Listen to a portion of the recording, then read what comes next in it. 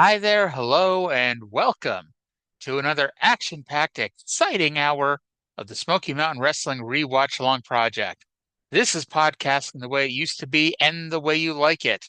This show is a production of the Something Else Podcasting Network and is episode number 099 of Smoky Mountain Wrestling from December 18th, 1993, taped December 6th, 1993, at the Ash Central High School in Jefferson, North Carolina. My name is Aria, and joining me, as always, is the Chris Canyon to my Michael Collins. It's Trey.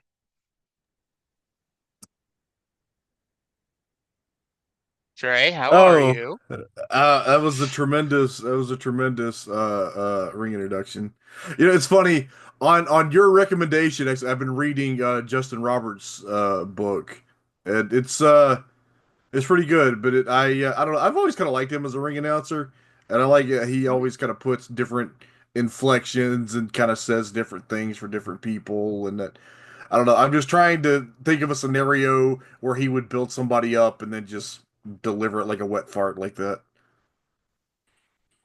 Um, hmm. Nick Wayne. I don't know why, but Nick Wayne just popped into Uh, my head, and I can't think of Nick Wayne's the anybody best of the else. Super Junior. That's gonna be awesome. So that doesn't mean that Justin Roberts can't, Oh, do a wet oh fart of an no, introduction for him. no, they weren't related. I was just gonna segue because we go off on tangents that I'm excited about Nick Wayne being the best of the Super Junior. So Nick Wayne's in the best of the Super Junior? Nick Wayne's the best of the Super Junior. Really? So Nick Wayne, Yeah.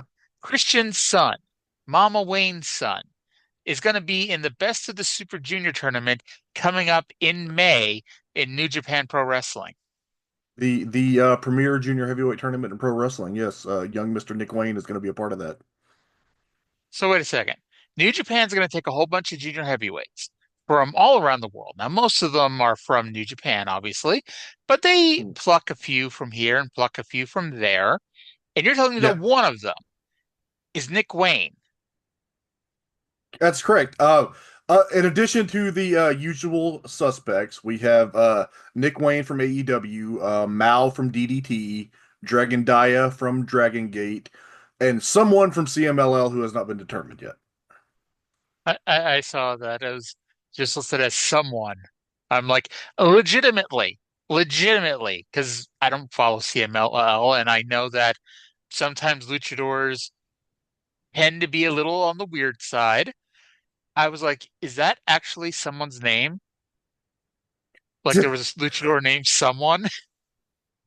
I was really surprised that Teton wasn't included because he's just about always in. But I wonder if this is just going to be like a cop out, and Teton is going to win whatever qualifying thing they have and be in the tournament anyway. Teton is cool. Like nothing against Teton, he's great, but it's like maybe I'd like to see fucking Mascara Dorada or somebody in Best of the Super Junior. Well, maybe you would, but this is why Maybe you're not Jado and Gato. I should be. Yeah. Should be. Did you ever cut a promo in War in like the mid 90s saying "fuck you"? We're Jado and Gato? I definitely cut some promos on people telling them "fuck you" over the years. Uh, um, I'll be honest. Like you watched, did you watch the whole Windy City show yesterday as we're I recording this? no, no, I have not Did. finished it yet. As we discussed on the Tuesday show, I got very ill about halfway through that show, so I didn't finish it last night, and I have not because I was watching. I had to watch a lot of stuff for the podcast today, so I watched today. Yesterday, I watched up to the Gabe Kidd Tomohiro Ishii match, and then today I watched that match and the match after that. So I think I have Oh, okay. 2 or 3 matches left. And I also have not finished Oh, Collision because we were going to record the show after Collision, and my wife called during Collision, so I had to be on the phone with her for like 30 minutes. So, yeah, I have 2 unfinished shows to finish after this, and that irritates me. you, you had to talk to your wife for 30.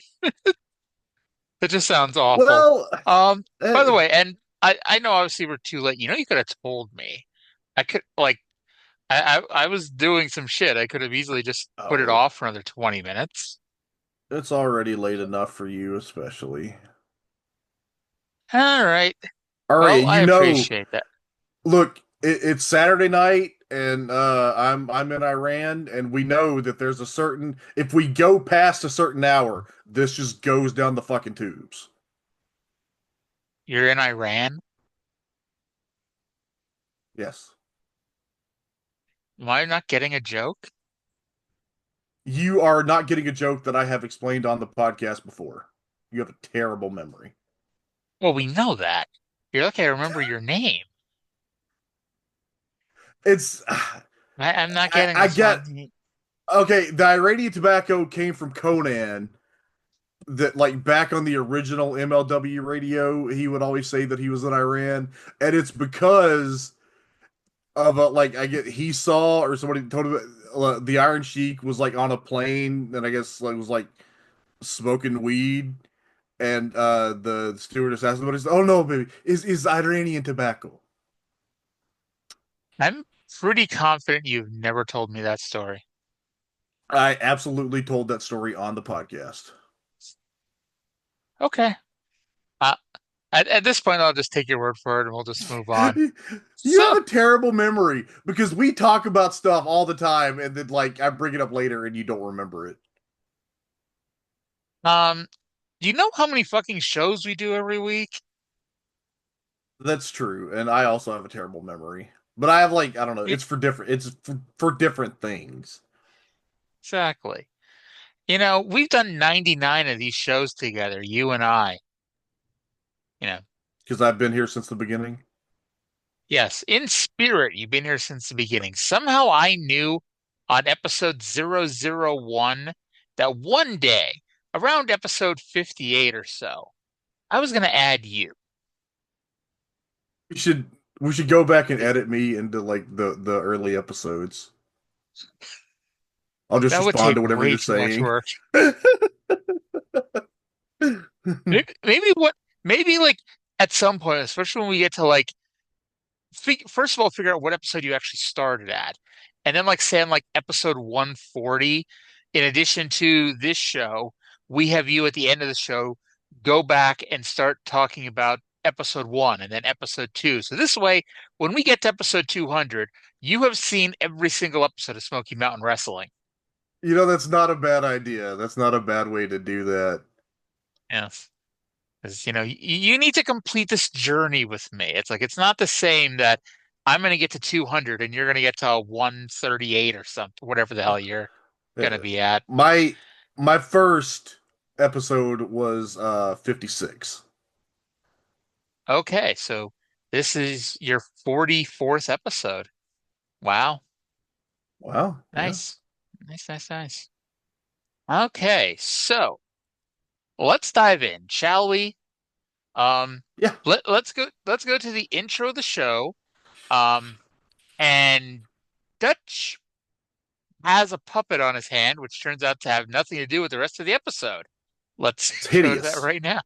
Hideous puppet. Hi, wrestling fans. Welcome to another exciting action-packed hour of Smoky Mountain Wrestling. Professional wrestling the way it used to be and the way you like it. I'm Bob Caudle along with Dr. Dirty Dutch Mantell. And fans, we got another great hour in store for you this week. You're going to see in action right here during this hour the Dirty White Boy. We're going to see from the Heavenly Bodies. We also, of course, when they're around, you're going to hear from Jim Cornette. What in the world is that? It's my friend. I'm talking to him. We're going to hear more about the Bullet and about Dick Murdoch. And I see we got to draw our Beat the Champ. We got a new champion, Tracy Smothers, to beat the champ, and I want you to draw the name out of the hat today for the contestant to face Tracy Smothers today on Beat the Champ contest. Larry Santos. Larry Santos will face Tracy Smothers today, and also on Down and Dirty with Dutch, my special guest will be Jim Cornette. Don't go away. All right, let's bring the rock and roll in right now, Dutch. I want to talk to these guys just a minute because I tell you, you're going to be, I don't know what to say, to be honest about it, Rick.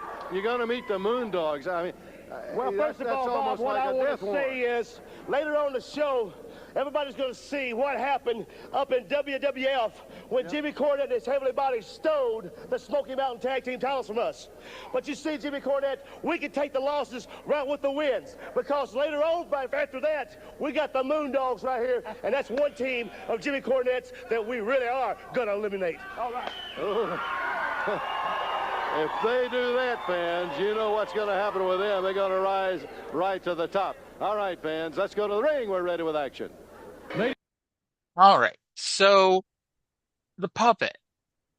I, I'm not a Star Wars person, but like at one point I thought it was Yoda, but like Yoda doesn't have a long ass tail or whatever.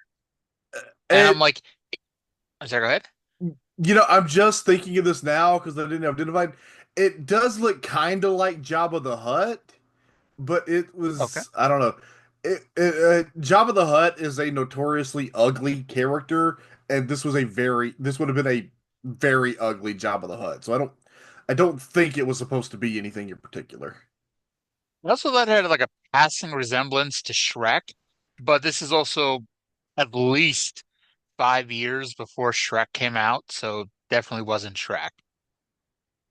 My thought was that it's kind of like Jabba the Hutt fucked a graboid. You ever seen Tremors? Any of the Tremors movies? Not that I recall. I may have watched it like Oh, years ago, but it's not they're ringing a bell. fantastic. They are fantastic. But they're about these subterranean monsters that come from underground and eat people, and they're very ugly, and they have like snakes coming out of their faces, and they were kind of ugly like that thing that Dutch had. Interesting. However, you know what I know it wasn't though? It was But definitely not a Mercedes Monet puppet. it was not, and Dutch is no Harley Cameron. No. Dutch is wonderful. Dutch is a national treasure, but Harley Cameron is a global treasure. That's true. That's true. Here's a question. I saw somebody mention this online. Um, is AEW giving up a potential gold mine by not marketing and selling Mercedes Monet puppets? Yes, and that's been one of the biggest problems with AEW, or one of the most common criticisms is that they are not living up to their merchandising potential. And, and it's like I'm not saying that department doesn't work hard because, when I in a heels chat, we had the person who runs the merchandise stand, and she was a lovely person, and and you could tell that she takes pride in her job, and they do a great job. But when you go to these shows, they usually have one table, no matter how many people are there. Like I went to Hmm. Forbidden Door last year, which had 11,000 people, and I went to Providence, which had 1,800. Both had the same number of tables, you know. Hmm. Um, it's like they need to spread it out a little bit. There needs to be, I don't know, better variety. Like they got a lot of shirts. You go to these things, they got a lot of shirts, but like they don't take advantage. Like they have the AEW title belt, but they've had like 6 or 7 different versions of the TNT title, like including the Scorpio Sky version, the Jack Perry version, the Miro original version during was the cool. pandemic. The what version? The the Miro version that was the colors of the Bulgarian flag was really cool. the the Miro version, the pandemic version when they couldn't get finished. Um, Yeah. it's like if this was WWE, and I know it's like, WWE commercialism, they all for the almighty buck.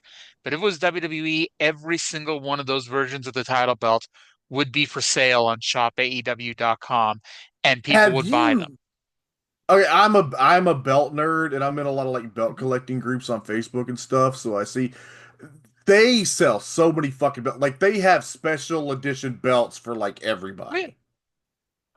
A few years ago they had an Undertaker one. I'm sure they still do, but they had an Undertaker one. It looked so cool, but it was like $600 or something. And I'm like, no, no. Yeah. I got 3 belts. I got the big gold belt. I have the undisputed WWE title, and I have a lesser quality version of the spinner belt.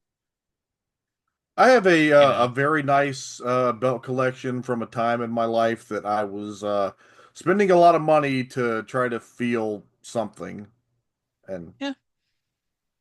I have a lot of stuff. I don't didn't really feel anything, but Hey, I hey, I I have a replica of the Stanley Cup, so I mean, we all buy dumb things. Yeah, I also have the Infinity Gauntlet and Thor's hammer in the living room. Now, here's the thing though. Are we like Austin Aries where we're just collecting belts that we're never gonna lose to anybody? Uh, yeah, I'm retired.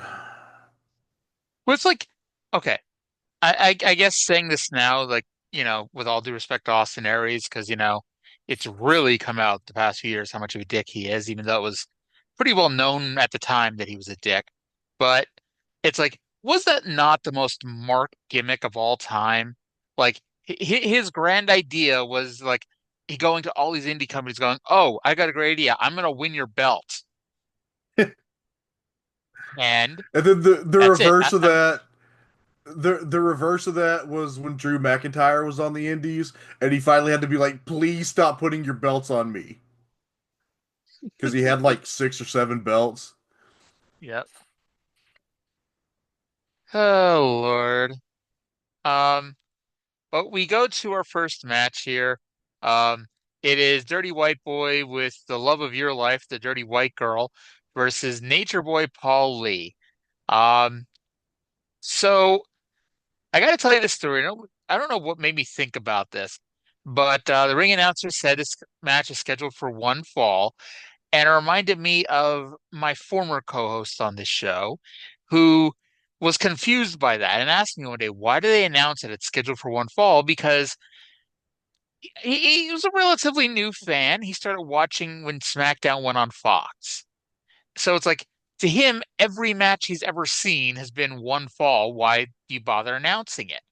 And I had to tell him, well, there are these things called 2 out of 3 fall matches that don't really happen much anymore, but that's where it comes from. Right.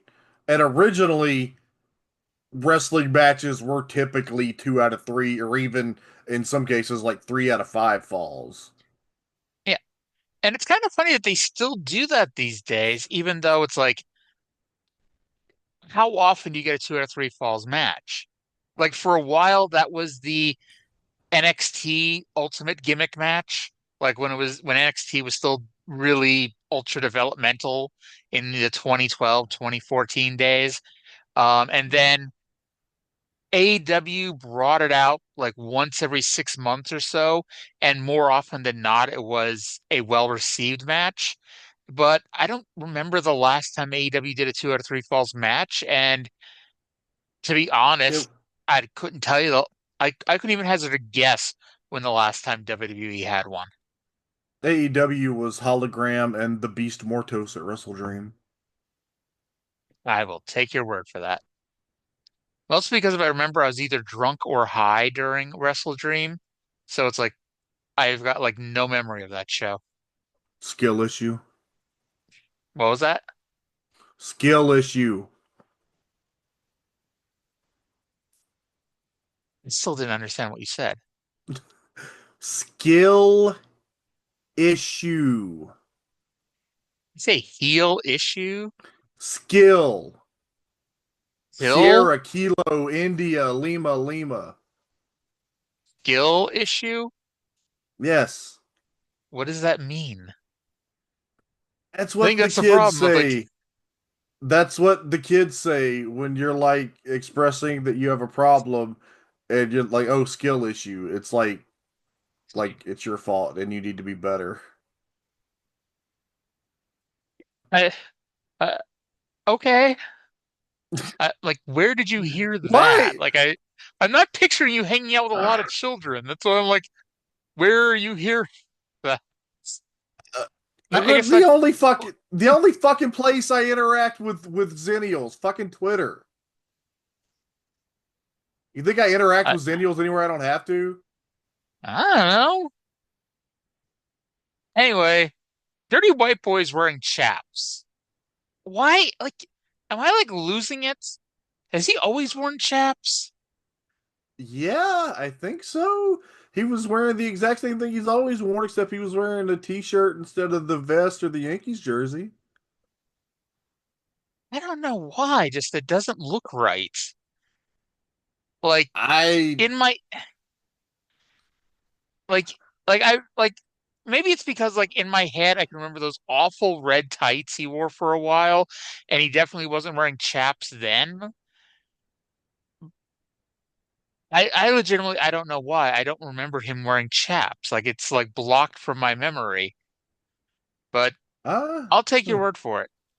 Anyway, so Paul Lee wanted him to remove his chaps, which reminded me of the story from the Ric Flair book, where he asked if you could imagine what would have happened if a referee had asked Harley Race to leave the ring so Shawn Michaels could dance around in his chaps. Yeah.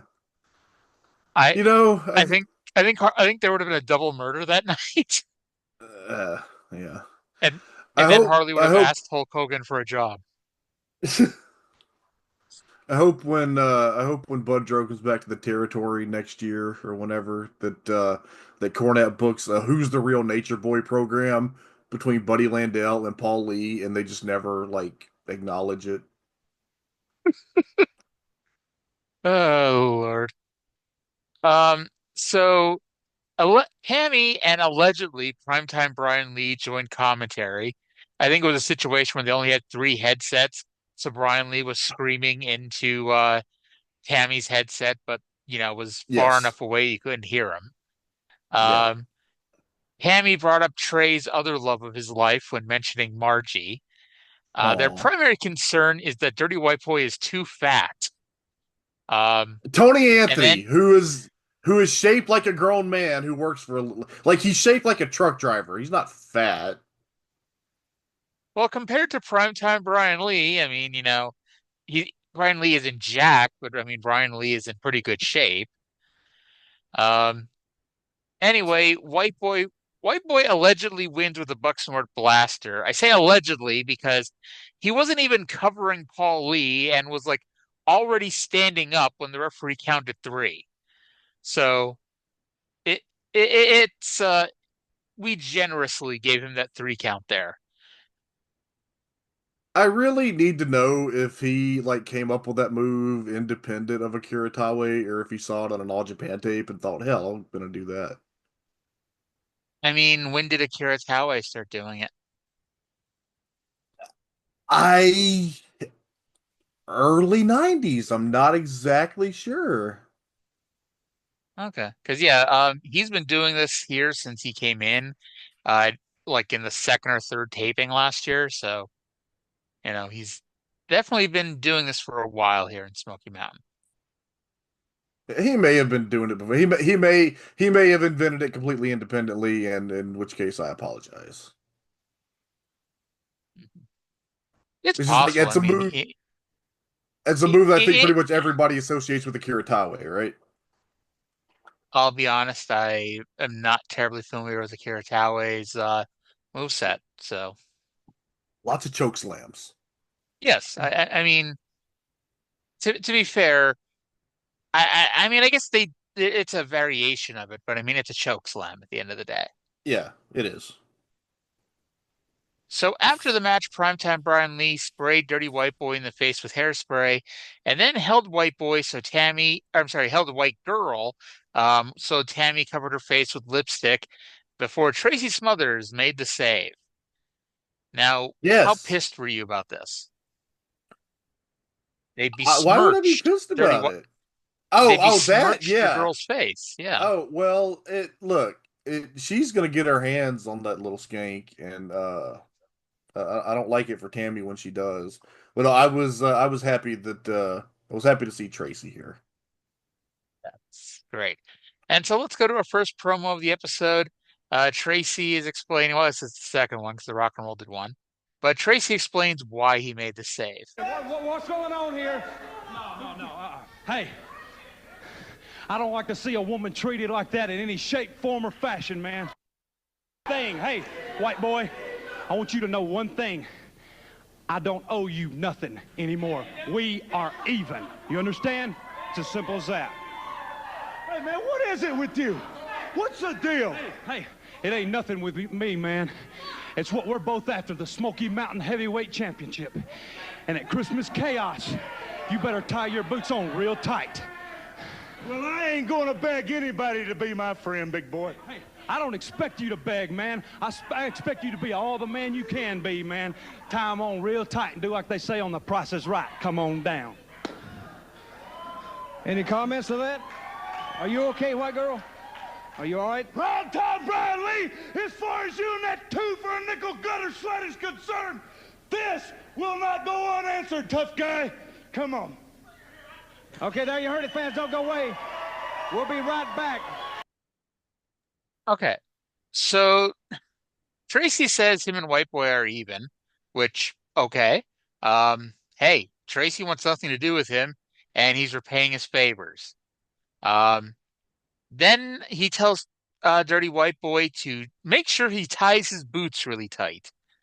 This is not the first time he's told him that. Is White Boy having a trouble with his boots or something? Well, if your boots fly off, it means you're dead. Okay. That sounds like something. How do you not how do you not know all these stupid fucking internet memes that I reference? These stupid fucking It's, what memes? it's internet memes, as opposed I, to some other kind of memes, I guess. I tend to just, I don't know, like I don't really dig around the internet, I guess, that much. Yeah. Or if I see words I don't understand or references I don't get, it's like I just move on with my life. Y'all, Usually, Aria uses her real name on Reddit. yes, I do. I don't even know why. I signed up for Reddit in like 2019 and I used my real name and I tried to change it and I guess you can't change it once you have it set. I change Reddit accounts every so often just so nothing gets too heavy. Okay. Okay. Um, so we get a replay of Jim Cornette attempting to spray an orange sweatshirt yellow, and then Mike Furness attempting to brain them with a conveniently located football helmet. Yeah, you got to mention the local promos this week were for Virgie, Kentucky, and I popped because one of my favorite singer-songwriters, Tyler Childers, has a song that I love. It's called "Follow You to Virgie," and if you hear the song and you know that it came out right around the time my mom passed away, like you'll get it. Aw. Well, It's about going home to Virgie to help bury his friend's grandma and blah blah blah. aw. All right. Well, let's go to our first Jim Cornette promo of the show. This one is going to be about the furnaces. Here is Jim Cornette. Last week, you and the Heavenly Body, you really stirred up a hornet's nest when you started spraying that shirt. Now you got 2 ex-Tennessee football players you're going to have to face at Christmas chaos. You know what? 2 ex-Tennessee football players, about 5 of these rednecks in the audience, and about 10 guys from down at the soup kitchen. It wouldn't make any difference because they can't take the Heavenly Bodies. I'm looking at this as kind of a holy grail. I'm looking at this as a religious mission. It is my mission, it's my pilgrimage to humiliate the University of Tennessee, the volunteer football team, all the alumni, and every single person that thinks that the University of Tennessee football team is worth a flip because I think they're garbage. I hate football. I hate everybody about football. I hate people that watch football. So what we're going to do, they're calling it the homecoming. Christmas chaos. Mike and Doug Furness. Mike Furness, you've never had a professional match. You don't know what you're doing in that ring. You're going to be a liability. You're going to be a detriment. You rednecks know what that means? That means you're going to be an anchor around your brother Doug's neck. So Doug Furness, for all intents and purposes, you're going to be in there all by yourself. World's strongest man, 18 legitimate strength records. Big University of Tennessee football star, played pro football, has been a big star in Japan wrestling for the past 5 years. But one man cannot take the Heavenly Bodies, Doug Furness. And that little pipsqueak brother of yours is going to be hanging around your neck saying, Doug, what do I do now? Doug, what do I do now? And by the time that thing's over with, Furnaces, Instead of being a Christmas chaos in a wrestling ring, you're going to wish that you were back bending over with that pigskin, throwing it between your legs to somebody else to do the work, because that's the only thing you were good for to begin with. The homecoming is going to be the swan song for not only the Furnaces, but also for the Tennessee Volunteers. Go Big Orange. Ha, more like yellow. Fans, that's all coming down at Christmas Chaos. I didn't realize Mike Furness was a center in football. Uh, Center. I I don't know if he maybe he uh, really isn't. Maybe it's just Cornette, riffing. But that's I I know what I kind of know what the quarterback does, and I know what the linemen do, and I know what the kicker does. this set. Do you know what the running back does? I assume he runs back. There you go. Close enough. So the center is the guy that snaps the ball. Okay, He's I the gotta tell guy you. in the middle. Sorry, go ahead. Okay, kind of like it sounds. I gotta say, Cornette's bashing of football, especially college football, is such a heel move. I just still think it's funny. I know this is, I believe we talked about this last week that I believe Jefferson is more Western North Carolina, closer to the Tennessee line. But it's just weird. We're in North Carolina and, he's busy bashing the University of Tennessee. I don't think they really care as much Well, it as they would if they were across the border. right, but this is airing everywhere in the territory, and also Yeah, like there is like that stuff bleeds over a lot. It does. yeah. There probably I, are a lot of Tennessee football fans in Eastern Kentucky or Eastern Kentucky and Western North Carolina, and even like I, that part of Virginia that touches down there. I don't doubt that part of it at all.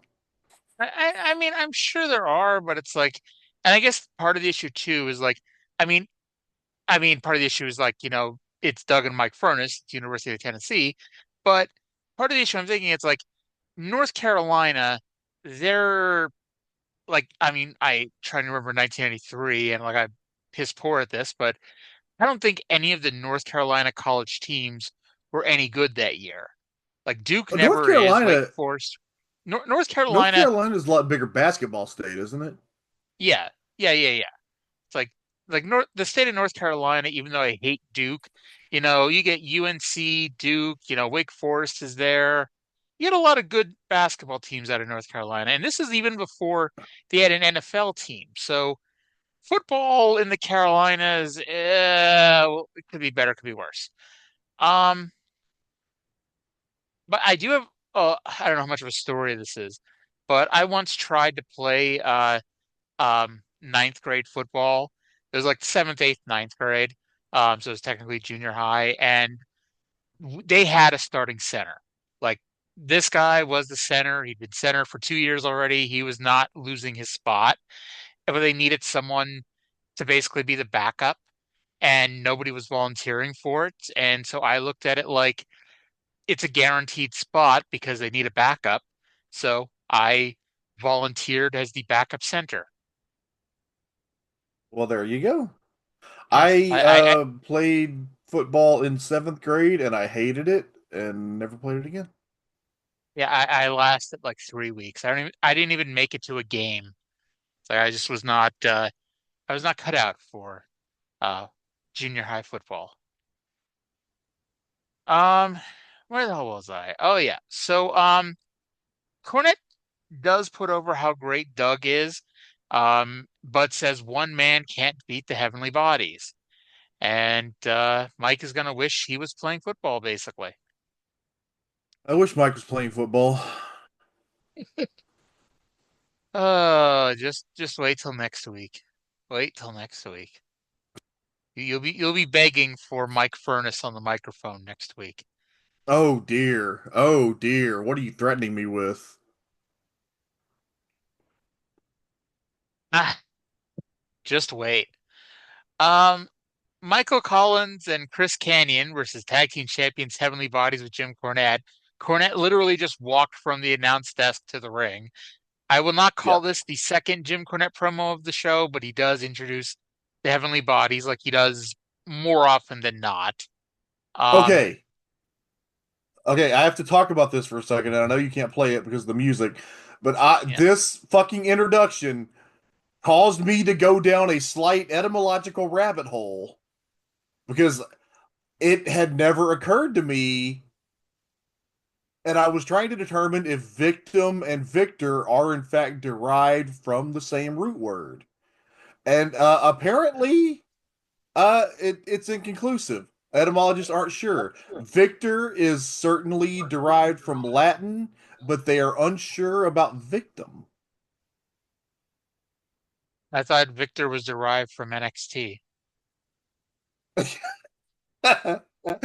Oh. Um, so after last week's record-setting win, why isn't Michael Collins teaming with Rock Regal? Yeah, especially against the tag team champions. Yeah. They should be. So, With there only being like four teams in the territory, they've got to be in the top five contenders now, right? well, top four contenders because the Heavenly Bodies are the champions, thus they wouldn't be top Oh, contenders. you're right. You're right. Okay, Yeah. so They we are no got worse than they're no worse than the number three contender because number yeah, four was the Moondogs who they beat. yeah. So we got our Pam Lawson plug here, and it made me wonder. You think Jimmy Del Rey ever tapped Pam? You think Cornette was sending us a subliminal message here? I I bet there's not a woman in Tennessee who came to these shows that he did not tap. I bet you're I right. If you told me that he may be Bianca Belair's baby daddy, I'd believe you. Oh, that would be phenomenal.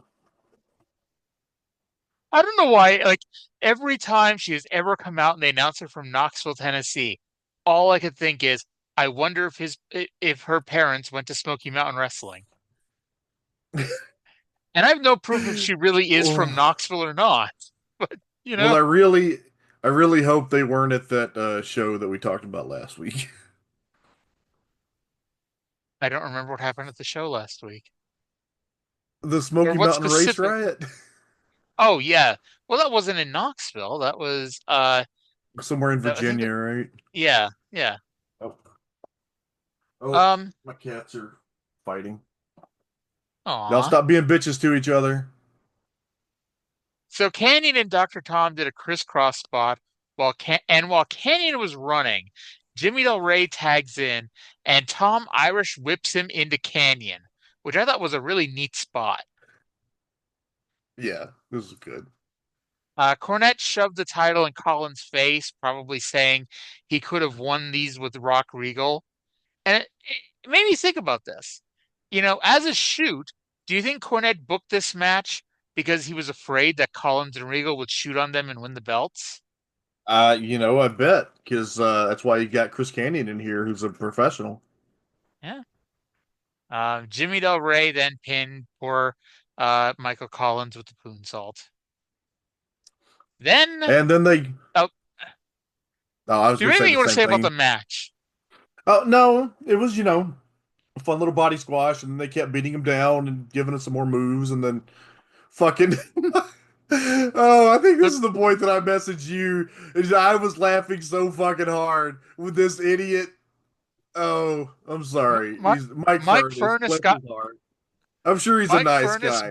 Yes, I bet Mike Oh, Furnace is a really nice guy. I bet he's a kind person to woodland creatures. I bet he uses his left and right turn indicators. He was buried in this segment. He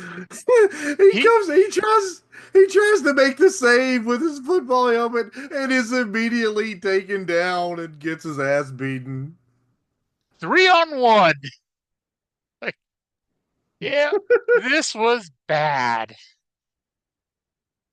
Oh. And, and then it gets worse because now we're going to play a Doug Furnace promo where he talks about how he just saw Mike Furnace got beaten down a few weeks ago.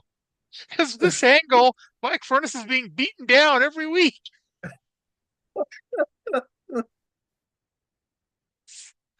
Let's go to Doug, who I'm pretty sure is in Japan, and cutting.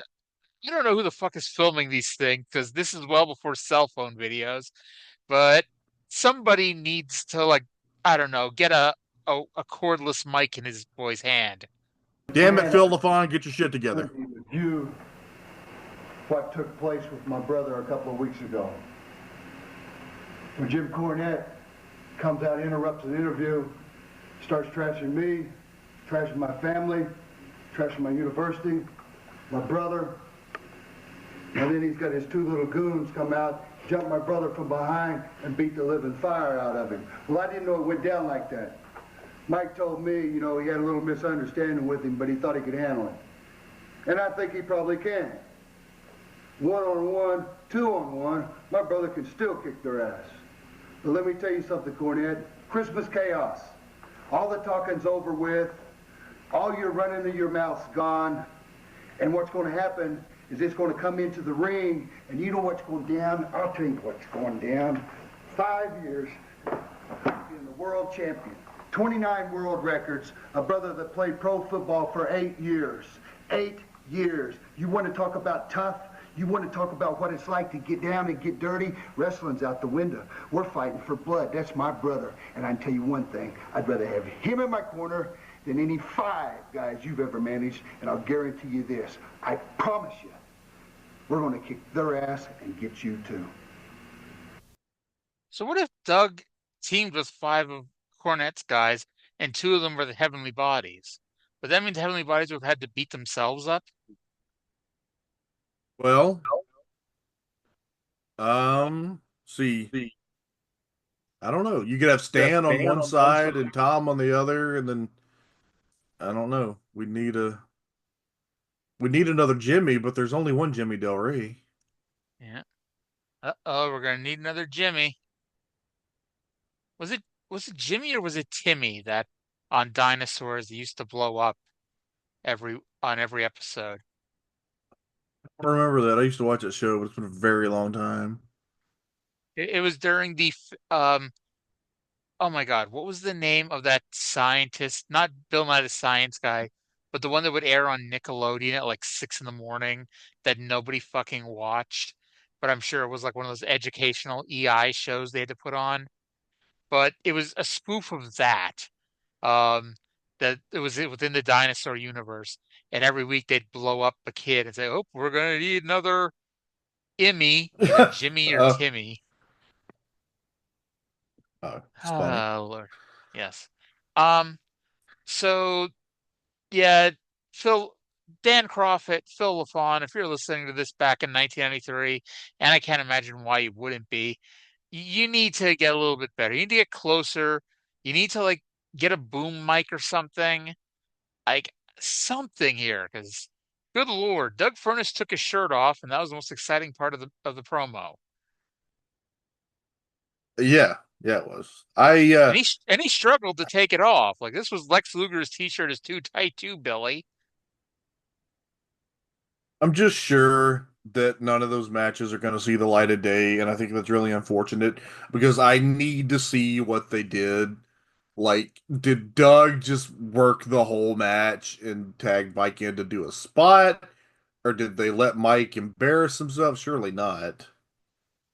I imagine, and I don't know this for a fact, but I imagine what they probably at least tried to do was, Doug got the shine, Mike got a little bit, and then Doug got caught off for the heat.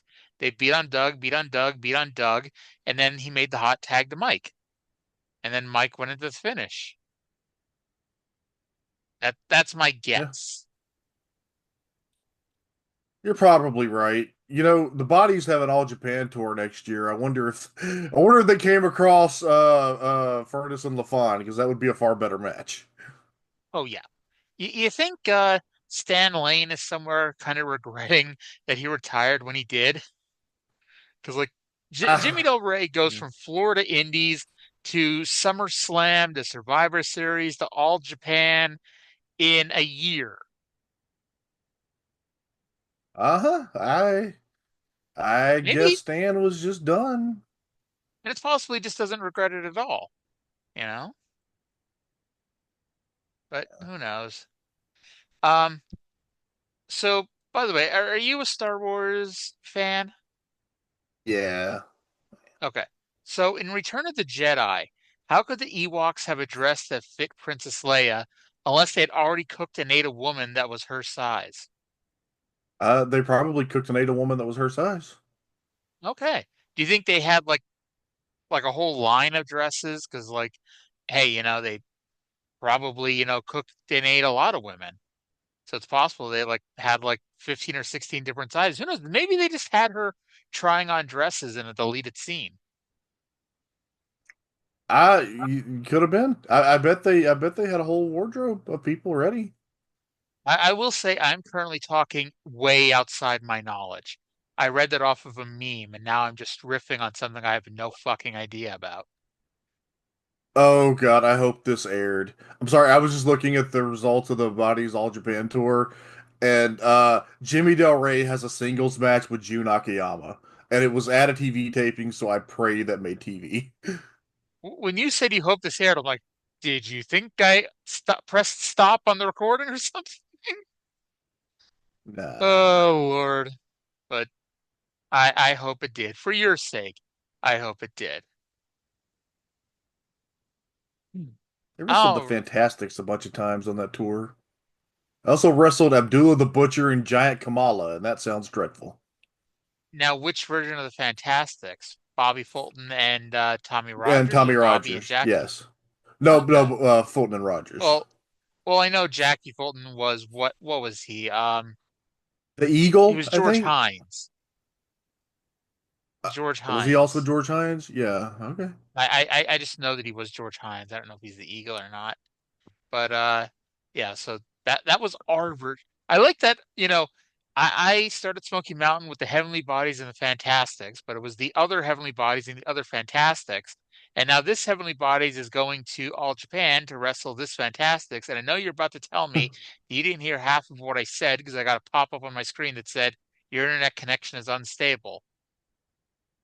No, I heard everything. By the way, Jackie Fulton was indeed both the Eagle and George Hines. Okay, great. So during the commercial break, you told us that Christmas Chaos in Knoxville, all seats are $6, while in Johnson City and Barberville, they're only $5. What the fuck did Knoxville do to deserve the higher prices? That Coliseum surcharge. There you go. So we have a lengthy segment here that we're going to break up a little bit. So it's supposed to be Down and Dirty with Dutch and Jim Cornette for Jim Cornette's second promo of the show. But before that, we get a promo by the Bullet and then a promo by Dickie Murdoch. So let's go to those two promos first, and we'll come back before we throw it to the Cornette part. Hello, everybody. Welcome to Down and Dirty with Dutch. I'm General George F. Custer, and Indians don't scare me. But before I talk to my special guest here on the exclusive edition of Down and Dirty, let's hear some comments made by the Bullet. Listen to this, and we'll be right back. Now it's just a few days away. All the sleep I've lost has come right down to this final point when I got a chance to prove something to everybody in the Smoky Mountain area, is that I can beat Dick Murdoch, that I don't have to take off this mask and leave if I am Bob Armstrong. I can take your money, but most of all, I can have your hair. I can make you look like a billiard board, Jim Cornette. You know them old billiard balls that are so slick? People will be wanting to feel your head just to see how slick it is. They'll be putting axle grease on your head, brother, and just rolling you around the room, because everybody in Knoxville will get to see it. I'm going to honor my contract.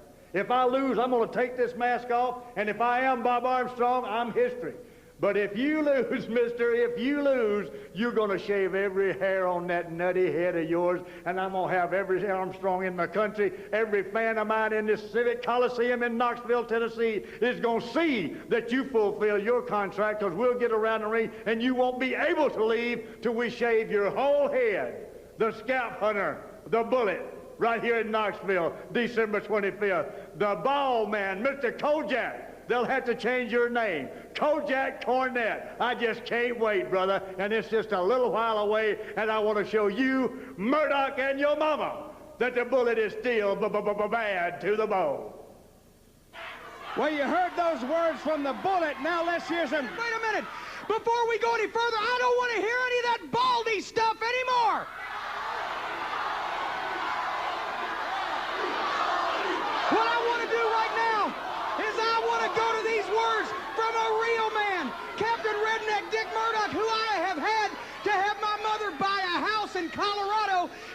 this senseless carnage Christmas night in Knoxville. Take a look at what Murdoch has to say.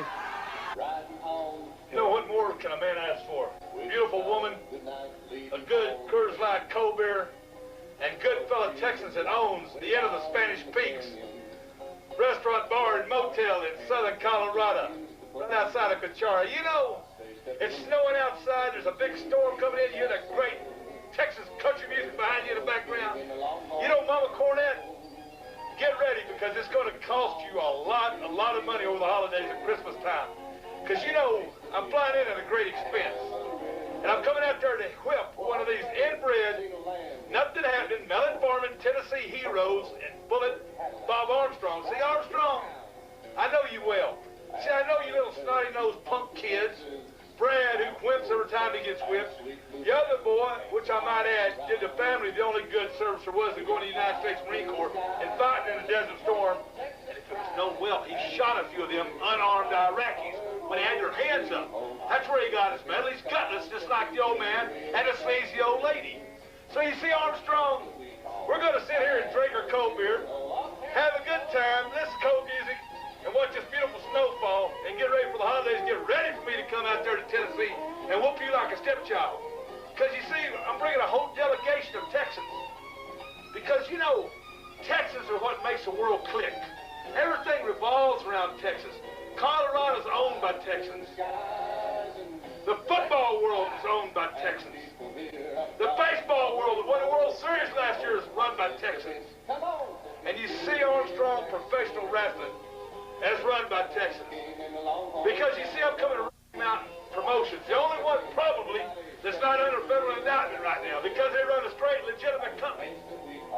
But it ain't going to be like that after Christmas, because Mama Cornette, little baby Jimmy Boy, and Captain Redneck Dick Murdoch are going to buy Rocky Mountain Sports after this. And honey, we're going to go spend the rest of the holidays out there in that beautiful home, and then we're going to relish on making a lot of money out in Tennessee. So I'm really interested in seeing what could come out of this Christmas chaos thing with Dick Murdoch because, and we'll see this weekend next week. He is really cutting promos on the fact that Mama Cornette is going to buy him a new house, and Mama Cornette is going to pay him a lot of money. Uh, and I wonder if like Murdoch was supposed to stick around longer and like do a whole program, be but because I think this is it for him. I didn't look it up in Cage Match, but I don't think he sticks around at all.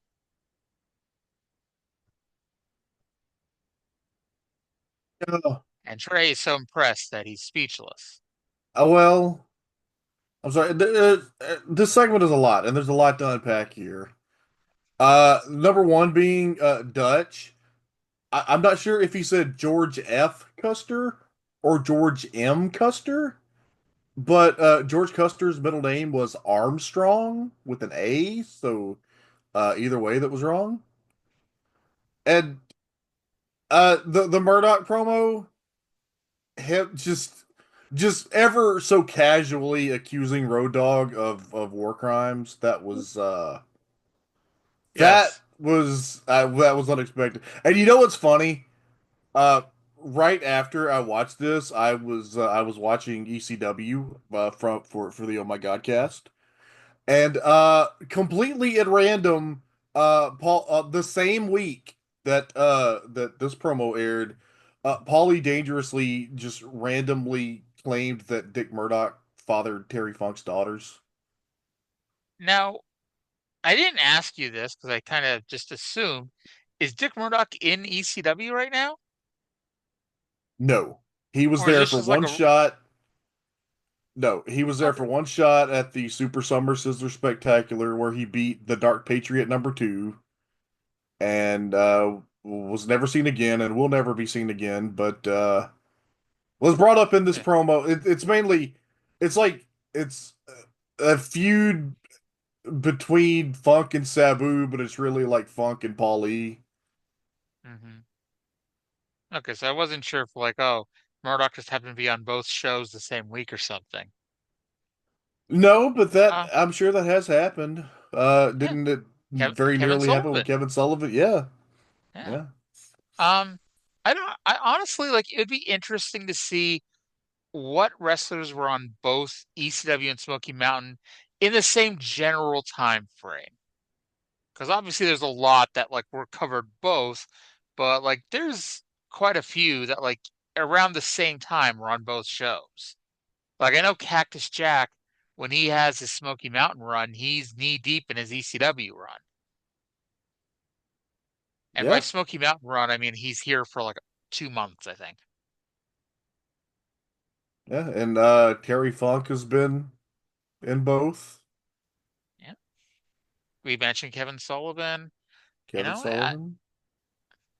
I mean, it's not as egregious as like primetime Brian Lee next year is going to be the fake Undertaker, while on this show is primetime Brian Lee, or in 2 years, how Unabomb is going to be Dr. Isaac Yankem DDS at the same time. That's another question I've asked Jim a few times that he's never answered, or Brian Last has never asked him, is what were his thoughts, what were the fans' thoughts that at the same time he's pushing Brian Lee and Unabomb as, top heels on the WWF television, there they are as the fake Undertaker and Dr. Isaac Yankem. Because he likes to, and rightfully, complain about how they fucked up all these OVW call-ups. Like like obviously Kane ended up pretty good for himself after a few bad gimmicks, but I think that's pretty egregious too, because that's really fucking with Smoky Mountain business right there. Uh, yeah. What are you gonna do? Not a whole lot. Grin and bear it, basically. Well, I I think I'm a little traumatized from all this dumbass bald chants that we're getting here in 2025 wrestling. So the fact that the crux of this being making fun of the possibility of Cornette being bald was yeah, just I'm kind of bored of the whole bald thing. I do want to know, and maybe I'm just not understanding what commissioners of baseball are from Texas, but he mentions that, Texas is, in charge of baseball and winning the World Series. And I know you're not a fake sports fan, but the last two World Series at this point, the reigning, defending, undisputed World Series champions are the Toronto Blue Jays. And Toronto, in case you're not sure, Trey, and in case I don't even know if you can hear me at this point because my stupid internet's acting up, but Toronto is in Canada. Write that down. Did you hear everything I said? No, it Okay. was going in and out there for a while. Okay, yeah. But basically, that was my point that the reigning, defending, undisputed World Series champions for the last 2 years at this point were the Toronto Blue Jays. Look, So it's like, Texans ain't real big on being fact checked. You better when you come down here for y'all in, you better watch it with all that book learning. People don't take kindly to that sort of thing. if I come down there for y'all in. I'm Yeah. still a little perturbed by uh, my friends at All Elite Wrestling. Um, So with that said, oh, by the way, we finally got the answer to last week. The blonde, I'm sorry, the brunette who was sitting outside, covered with a blanket, was Dick Murdoch's wife. Still no clue who the blonde was. It might be his daughter, for all we know. Um, but let's go to the rest of Down and Dirty with Dutch with Jim Cornette. Okay, Jimmy, I got to tell you something right now. Shut up out here, will you? Quiet. A lot is on the line, Jimmy. No, Jimmy, no. I'm holding him back from y'all. Don't let me turn him loose. Now, leave him alone. Jimmy, a lot on the line at Christmas Chaos. $5,000 on the Christmas Chaos tour, but in Knoxville, your hair is on the line. Dutch, don't do that. I'm real sensitive about that. Shut up. Let me explain something. I agreed to put up $5,000 of my mother's money against the Bullet at Christmas Chaos if the Bullet would put his mask up. I have brought Dick Murdoch in to take the Bullet out.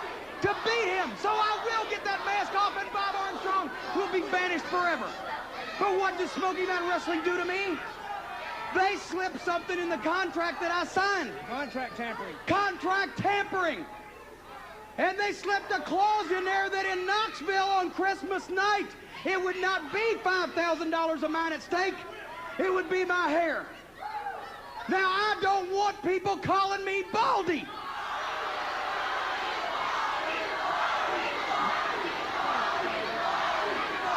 And I know that after all the things that I have done to Bob Armstrong, that the final revenge for Bob Armstrong, the final humiliation that he could heap on me would be to beat Dick Murdoch in Knoxville Christmas night and have them shave my head in the middle of the ring. But I guarantee you this, Bob Armstrong, and everybody knows it's you. Listen up. I swear, as God is my witness, that I hate your stinking guts worse than any human being that I've ever hated in my life. I will do anything. I will take any measure. I will pay any price to see that Dick Murdoch, Christmas night in Knoxville, beats you and takes that mask off your face, reveals your identity, and gets you banned from Smoky Mountain Wrestling, the place that you love, with all the people that you love, for the rest of your stinking life. And for the people on the rest of the Christmas Chaos Tour, if he doesn't get the job done on Christmas night in Knoxville, Murdoch will have more chances. But when I show up for that thing, if he doesn't get it done Christmas night, I'm going to be balder than a cue ball, and I can't stand to think about that. Okay, shut up. The man is obviously in a lot of pain. Don't go away, people. We'll be back, you morons. Stay tuned. We'll be back in 2 minutes. Jimmy, you okay? I gotta say, I've been popping the last few weeks with like when Dutch already pitches it, the commercial, he kind of stops and makes a little comment towards whoever he's interviewing it during Down and Dirty.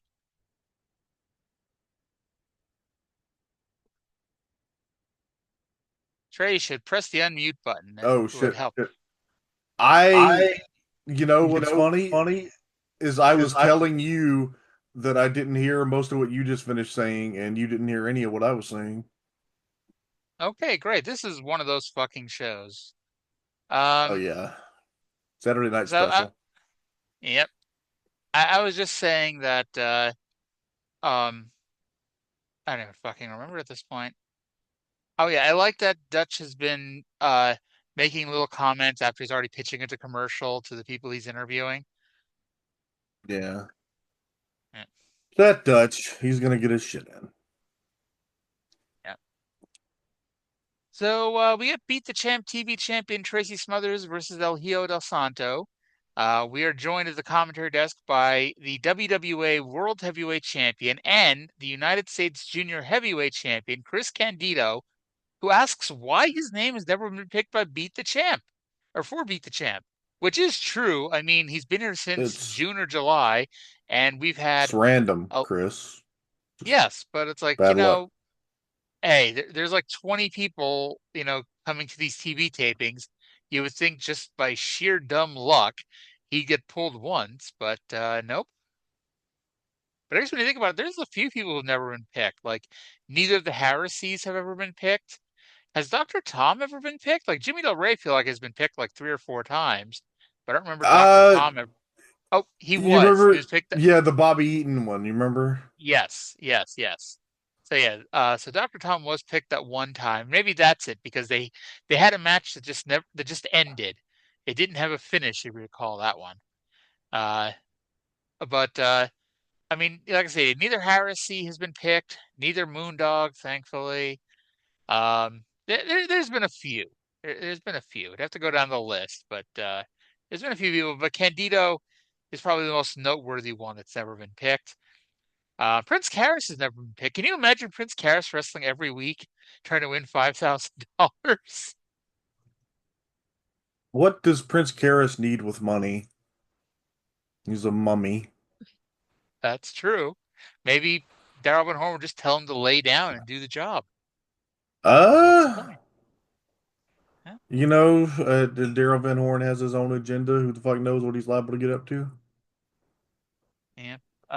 So Chris Candido mentions that he's a double champion, but he's consistently being booked for these weird gimmick matches. And while that's happening, Tracy randomly does a scissors kick to the back of the head and then one with the jaw jacker.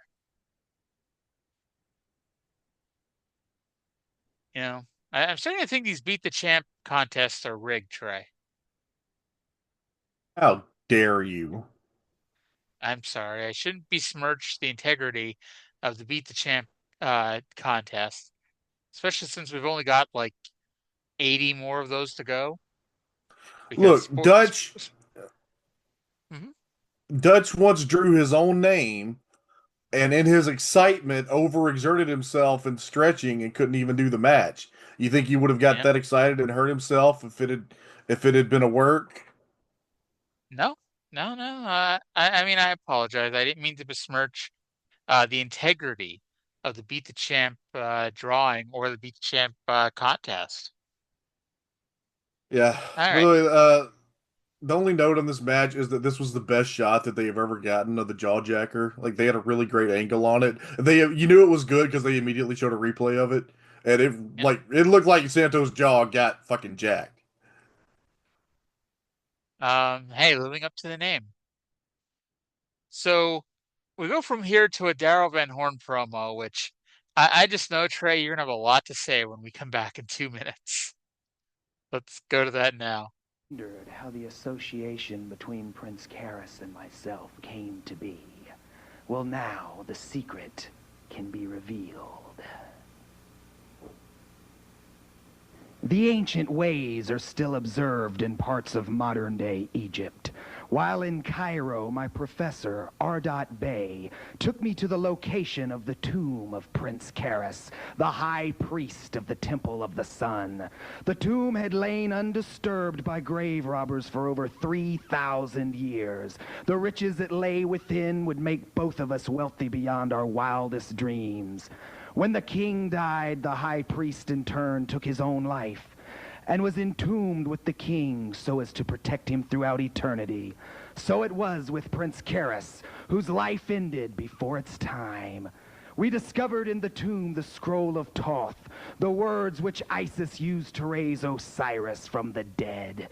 While burning the Tanis leaves, we read aloud from the scroll, invoking the spirit of King Imhotep of the 18th dynasty, and we were visited by the power of Amon-Ra, the god of gods. Suddenly, Ardat Bey spoke the words which struck fear in even my jaded heart. Prince Karis lives! The man who gazes into Prince Karis's eyes sees the pain of 3,000 years of suffering, the anger of 3,000 years of captivity in a tomb of his own making. The revenge of the pharaohs will be visited upon all who cross his path. But they need not fear, as Prince Karis is proof that death is but a doorway to new life. You'd like to raise. Okay, Trey. I'm just gonna sit back and let you have this at this one.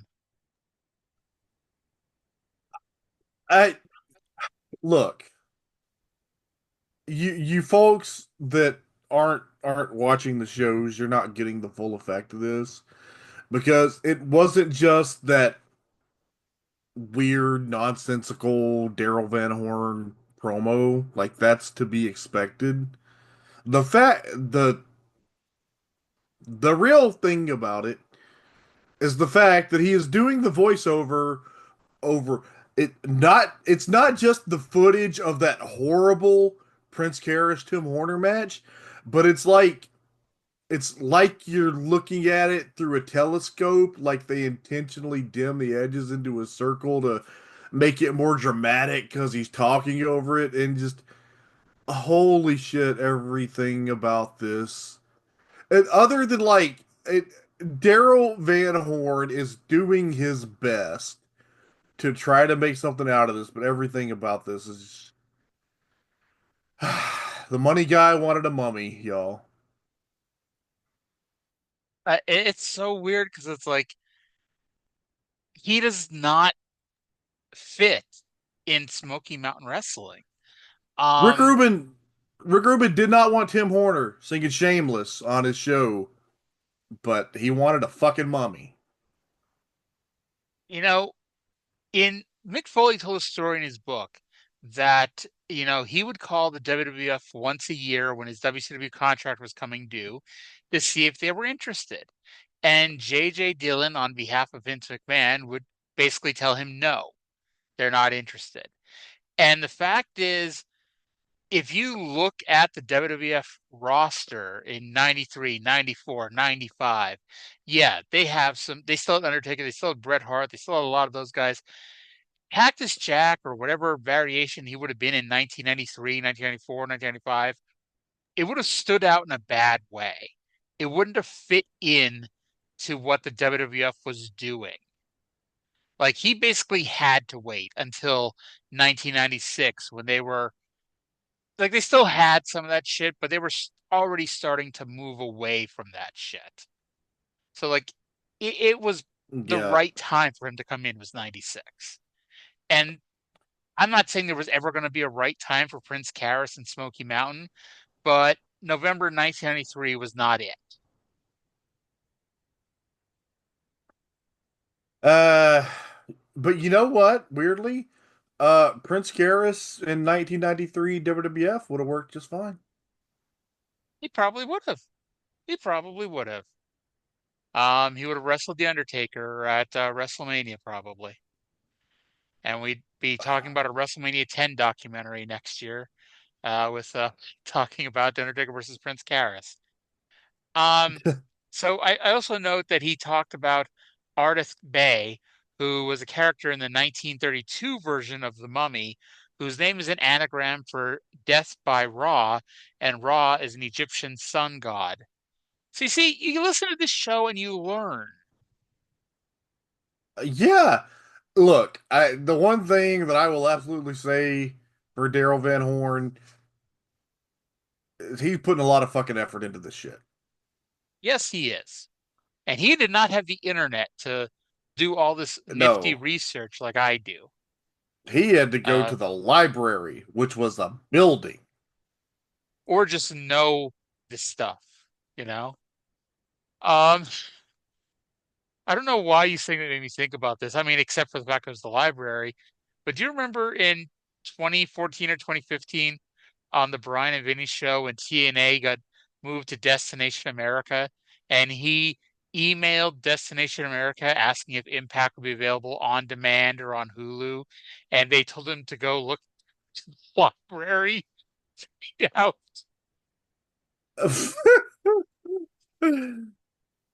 do you remember that? I didn't hear most of the story. Who was that? Oh God, I like that I you heard the laughed at the story you didn't hear. no, I heard the punchline. I did not hear who the story was about. It was the Brian and Vinny show back in like 2014, 2015 Oh, when TNA got oh dumped off yeah, Spike for Destination yeah, America. that's And right. Destination America Oh, tells them to go to the library. the Brian and Vinny show used to be so good. Yes, it was. And honestly, while there were still some great moments afterwards, when Vinny, when Vinny's mental health improved, the show got worse. And Oh God, what's gonna happen to? I hate to say that because like I'm so happy Vinny's in a much better mental health space than he was. But What's Vinny, gonna happen to this show if our mental health improves? um, oh my God, I can't imagine doing this show 5 years ago when I was, um, let's say not well. Um, but that would have been like that that that would have been the true darkest timeline ever. But yeah, like the Brian and Vinny show, like obviously had its moments afterwards. Like Vinny freaking out over the count out in a Falls Count Anywhere match. That was great. However, he met Bridget and Bridget makes him happy, and I'm happy for him. And next week when I meet him at karaoke after WrestleMania, I am not going to mention that the shows used to be better when he was depressed. He knows. Oh Lord. So anyway, From here, they show the controversial ending to the Heavenly Bodies Rock and Roll Express match at the Survivor Series. Now, Trey, was it obvious to you that Gorilla Monsoon had no fucking idea who either of these teams were and was completely bullshitting his way through the match? Abundantly clear, but to be fair, I think Gorilla Monsoon was bullshitting his way through a lot of this stuff. Oh Lord, Jim Ross, like you'll be shocked to hear this, I know, but Jim Ross did an amazing job because he definitely did his research, before doing this the commentary for this match. Because yeah, this was Survivor Series 93. It was like the gimmick where Bobby Heenan and Vince McMahon were the regular pay-per-view guys, but Gorilla Monsoon and Jim Ross were doing commentary for the radio WWF version. And then like one match, they would switch places. And in this case, it was um, for the Smoky Mountain Tag Title match. And yeah, like it was like JR did fantastic. Gorilla didn't give a fuck. But I got to use the phrase Jimmy Del Rey did an acai poon salt. Yeah, Uh, everybody was busting ass, man. Everybody was working really hard. No, I'm sorry. and Uh, you warbled out a lot when you were talking there. Did you explain the finish yet? not yet. I was about to get there. So Okay. the finish sees Tom throw Ricky Morton over the top rope, and Robert Gibson starts celebrating because that's a disqualification in Smoky Mountain Wrestling, but wasn't in the WWF. They did hit their double drop kick on Tom, and Tom had to kick out because Joey Morello refused to be distracted by Jim Cornette on the apron. Because yeah, that's what was supposed to happen. And instead, Joey Morella, Gorilla's son through and through, he eventually gets distracted, and Jimmy Del Rey KOs Robert Gibson with the racket for the pin. So JR explains that that would be a disqualification in SMW, but not in the WWF. Mhm. But if it's an SMW title match, should it not be under SMW rules? I'm saying the Rock and Roll. Now they're too good of guys to do this, but if they wanted to, they could go to the championship committee of Sandy Scott, Mark Curtis, and Drunk Mark Lawrence and protest this decision because I think they have a really valid complaint there. Oh, they definitely do. Except I think drunk Mark Lawrence was too drunk to care, and I think Sandy Scott would just cave in and give in to the heavenly bodies. Damn it. Those Scott Um, brothers just causing problems. oh yeah, this week we're just ripping on the Scots through and through here. Yeah. Um, but so we go. Let me ask you a question before we move on to our main event match. How do you go from losing in 2 seconds in an undercard match one week to the main event of next week's show? Winning and losing should matter, and the Moondogs lost last week, but here they are in the main event this week against the Rock and Roll Express. So I don't know if Trey can even hear me at this point, but I'm just going to start talking. The bell rang But parts twice, of and I it. wrote. What was that? I'm hearing parts of it. This is one of those fucking shows. So the bell rang twice, and I wrote, I'm not sure the Moondogs got disqualified, but turns out no, they weren't. Mark Um, Curtis is doing abso-fucking-lutely nothing to reclaim control here. The Harrises ran in and hit a Moondog with a chair, and both Rock and Roll pinned one of the Moondogs with a double drop kick. Okay, then. all right. Listen to me, Jim Cornette, 1993 Jim Cornette, listening to this on your temporal ham radio. If you blow that fucking whistle one more goddamn time, I'm going to use the time machine to come to Knoxville and make you swallow it. Don't listen to the show. Don't watch the show next week, Trey. Oh, God. Um, During the local promos, Tracy told Primetime Brian Lee and Dirty White Boy to eat their dinner. He gives weird advice. the substance, the substance of Tracy's promo was, I've been to all Japan, and compared to Stan Hansen and Dr. Death, y'all Smoky Mountain motherfuckers ain't shit. But after earlier in the show where he told Dirty White Boy to tie his shoes, now he's telling him to eat dinner. This is when I texted you saying Tracy Smothers gives weird advice. Yeah, I didn't catch that because I was preoccupied with the other part. All right, so let's go to Jim Cornette promo number 3 on this show, where he cuts a promo on the Harrises. Let me say one thing to those stinking, hairy, overgrown, ignorant, imbecilic, redneck, white trash, biker bar going Bruise Brothers. We ain't gonna stand for that. We ain't gonna tolerate it. We ain't gonna put up with it. If you want some of the Moondogs, Bruise Brothers, then you drag your big hairy butts in here and we'll give you all you want. Well, let's see if the Moondog... Cowards! Cowards! Well, he's cowards! calling them Come cowards. on, Bruise And Brothers! he's daring the Bruise Brothers to come out and calling them out. Wait a minute, And here they're they gonna come. answer that dare, and here they come. So the Harrises may be Nazis, Trey, but they aren't cowards. Well, no, being a Nazi does not make one a coward. Yeah, people fight very bravely for terrible causes all the time. Uh-huh. Uh-huh. So they hit the ring. Jim Cornette proceeds to almost immediately throw powder in one of their eyes.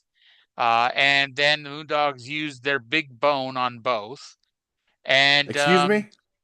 they use their Wait. big bone on both Harrises.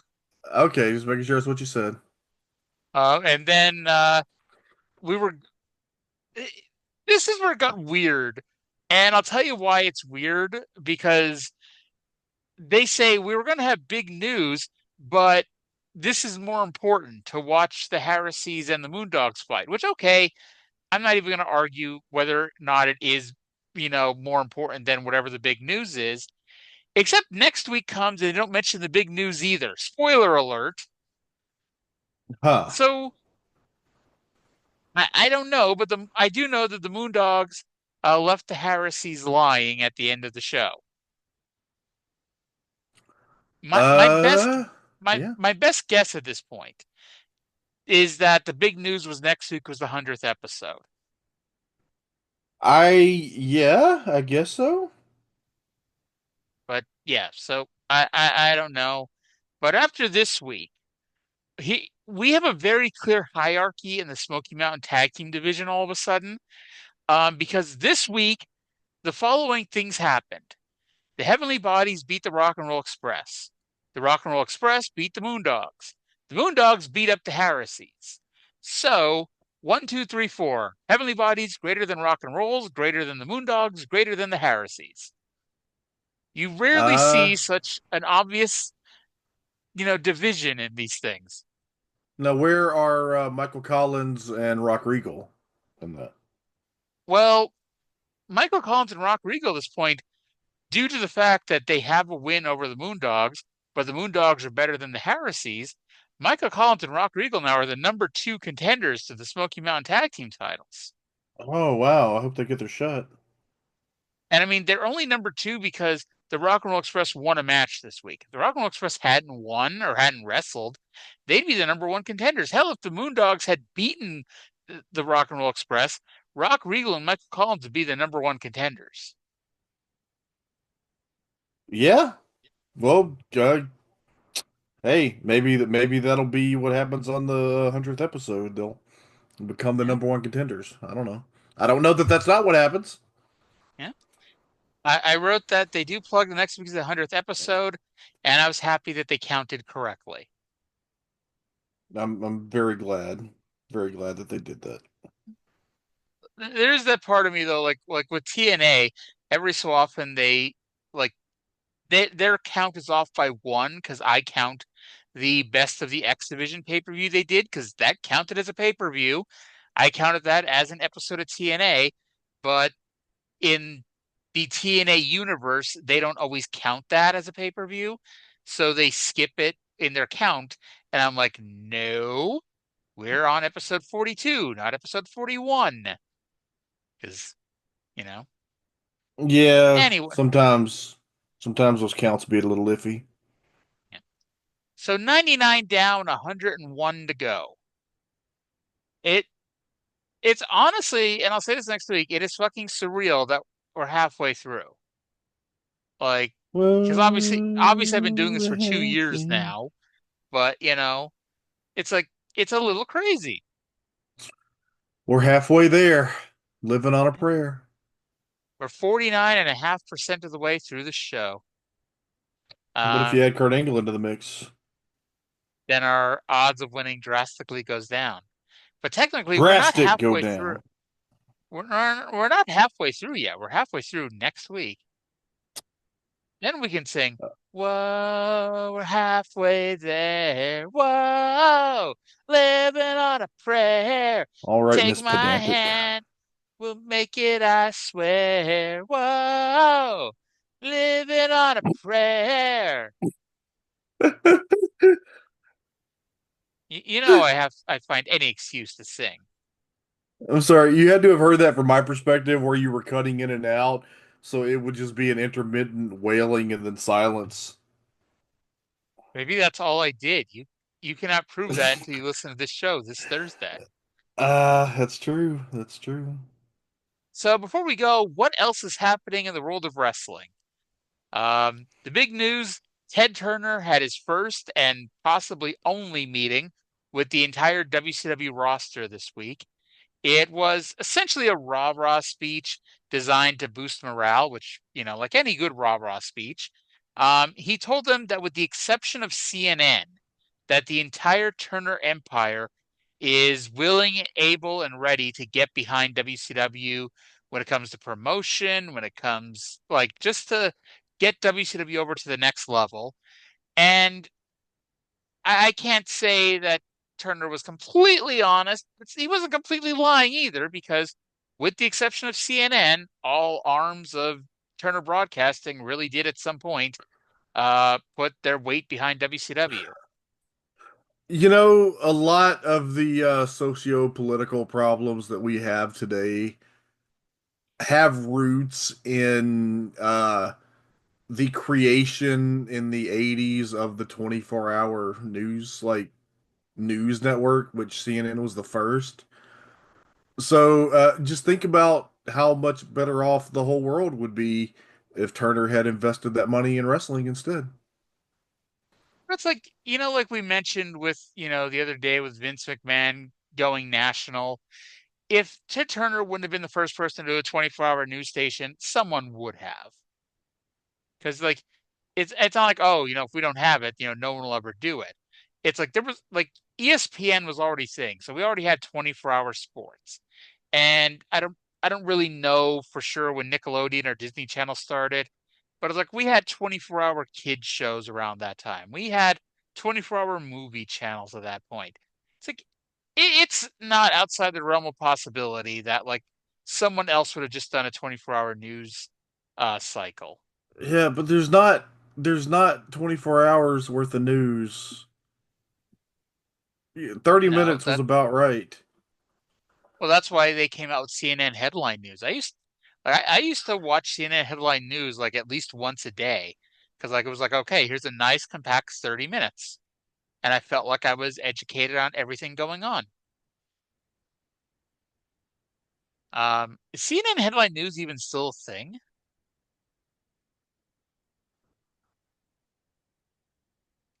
I hope that you heard that, and you're just thinking, You, okay, no idea if Trey heard me, no idea if Trey's even there anymore. But let's just I'm move here. on. I just came back. I missed whatever you said before, but I came back to you wondering if I was here. So is CNN headline news still a thing? I have no idea. Okay, great. So according to Mick Foley's first book, and this is the second time this show we're doing that, and this was not noted in the Observer at the time, But apparently, right after this meeting ended, Eric Bischoff named Ric Flair the new head booker of WCW, due in large part to Ted Turner knowing one wrestler and one wrestler only, and that was Ric Flair. Um, Yeah, that sounds about right. the story over the British Bulldog missing WCW dates came out, and you're going to find this interesting if you ever catch back up with your WCW watching. So when he originally agreed to the deal with Bill Watts to come in back in February, it was for $1,000 a match, but he alleges that Watts said that during European tours, since Bulldog was a big star due to the WWF exposure, that Bulldog would be paid more for shows in the UK. Well, they just did a tour of the UK, the aforementioned disaster in late October, and he was paid his normal rate of $1,000 a match. And he went to Bischoff to complain, and Bischoff took a hard stand because a verbal contract's only as good as the paper it's printed on. And Watts apparently was smart enough to put Jim Cornette's deal on paper, but not Davey Boy Smith. Um, and so Bulldog is refusing to come back until the money is made up to him. And spoiler alert, he doesn't come back until 1998. Um, You, you so think they made up the money to him in 1998? I think I think they pay him a pretty hefty bonus because like Vince makes him pay a lot of money to get out of the contract, and Bischoff I think basically covered whatever it was.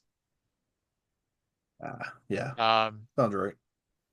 So we mentioned last week that he was originally scheduled to wrestle Rick Rude at Starrcade for the International World Title, and they had taped a match where Bulldog had beaten Rick Rude in a non-title match. Well, leave it to WCW to bury Bulldog on the way out because they retaped it and had Rude go out and call out the Bulldog. And of course, much like how when CM Punk called out Hangman Page, well, not really like that, but kind of like that. No British Bulldog. And then they called British Bulldog a coward for no showing the match with Rick Rude. And instead, the boss came in and he beat Rick Rude in a non-title match to set up their Starrcade match. Where are you at in All your right, 1993 the 1993 um WCW watching? the very end of October. I Well, am. it helps that I just spoiled like 2 months of stuff for you, but you'd have no idea, so it's all good. I mean, it's not like it's stuff that happened 30 years ago, so the broad strokes of it I'm aware of. And then Medusa, now known as Alundra Blaze, is the new WWF Women's Champion, defeating. Oh, okay. Can you hear me, Trey? Yes. Without looking, can you tell me who Alundra Blaze defeated in the finals of the tournament to become the WWF Women's Champion? Heidi Lee Morgan, wasn't it? Motherfucker. She defeated Um, Hailey Morgan. I'm Um, uh I'm pretty decent at title histories. by the way, Alundra Blaze may be Bobby's sister. We don't know that for sure yet. Hadn't thought of that. Yeah. All right. So before the two of us go crazy, we're just going to call it quits for the day. We're down 99 episodes. We got 101 to go. Episode 100, it is not a highlight show. It is an actual show next week. And it aired on Christmas, which is kind of Yeah. funny. It aired on Christmas. Well, Anyway, sometimes Christmas is on a Saturday. yes, it is. But you think that would be the time to do a best of show? You'd think Anyway, so, but I mean, do you do it on Christmas or New Year? honestly, WWF did neither. But, they're not the WWF. No. So that's going to do it for this week's episode of Smoky Mountain Wrestling. For Trey, I'm Aria. Thank you for listening. Talk to you again in 7 days. Bye.